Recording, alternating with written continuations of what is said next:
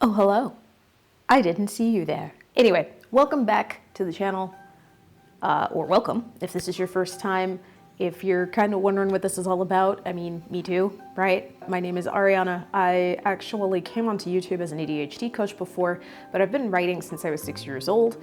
And this channel is just basically where I kind of talk about my writing, but I also talk about things that fascinate me because kind of tired of consistently trying to come up with ways to corner myself into one thing. So welcome to my little corner of the internet. As I mentioned, I'm a writer. I've put out one book before. It was a non-fiction book for parents, but I am now working on my first ever fiction novel, and it is a lot of fun to write. It's great. It's about a doctor, just this everyday guy who winds up making the mistake of trusting his lovable hookup of a brother-in-law, and together they wind up kind of traversing this underworld that is run by monsters that are direct from folklore and myth. And I use real science, real medicine, real world stuff kind of tied in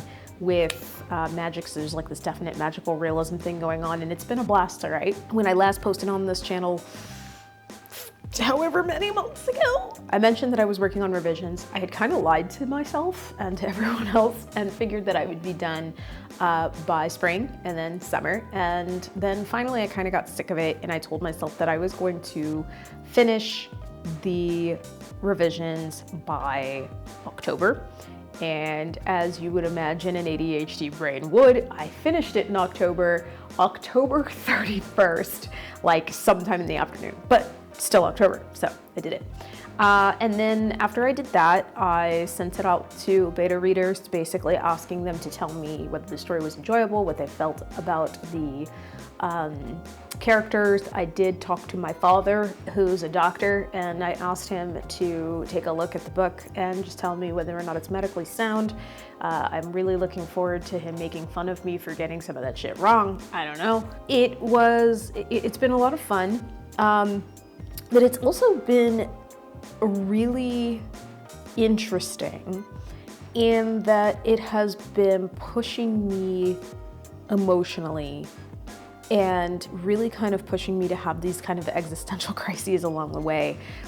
Because even though I've been writing since I was 6 years old, I've never had anything that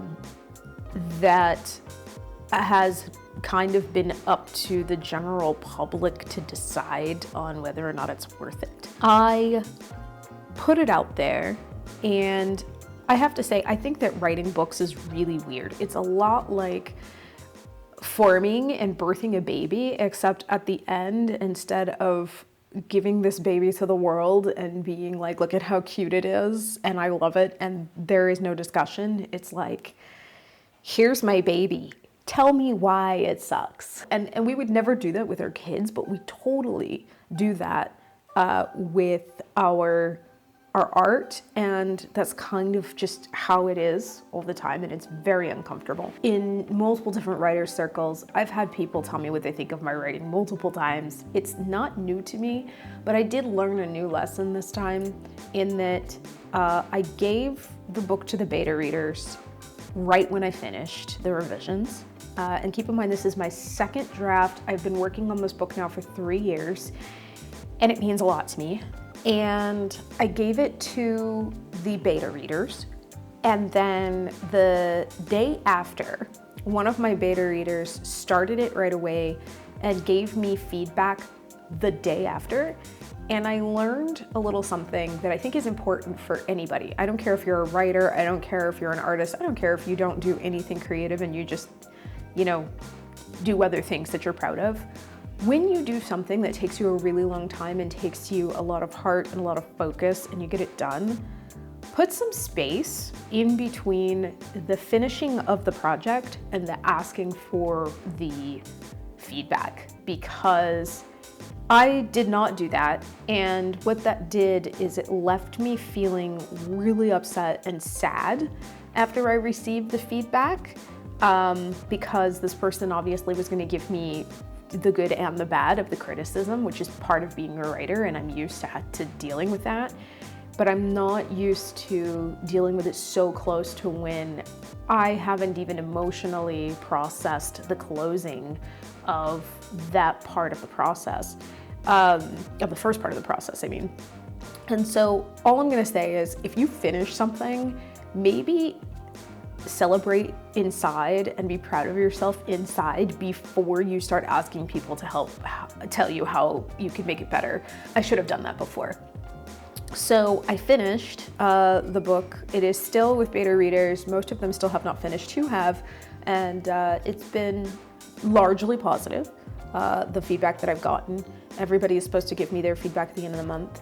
And then I am actually going to be querying agents soon, because I do want to put this book out come hell or high water. It'll be self-published if nobody wants the book, nobody wants to represent it, but I really would like to try, you know, because this is something that I can talk about later if anybody's interested, but there are pros to being trad published still these days, and one of the big ones has to do with distribution. And so it would just be nice to have that help. But I am going to be looking for an agent, and that is where I came to my second existential crisis. Because as I started looking through agents, so many of them were asking for literary prose or work that's so beautiful that it keeps me up at night. And I'm like, my writing is very voicey, I've heard is the term. Like, if you've ever read the Dresden Files, or you've ever read really any book that is in the voice of the character, that is how I write. So there is no literary prose. It's very human.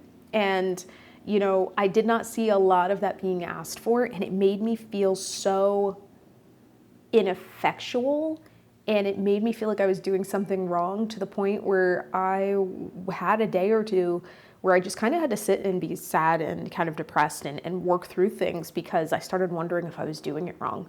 And I know that, you know, rationally, there is no doing it right?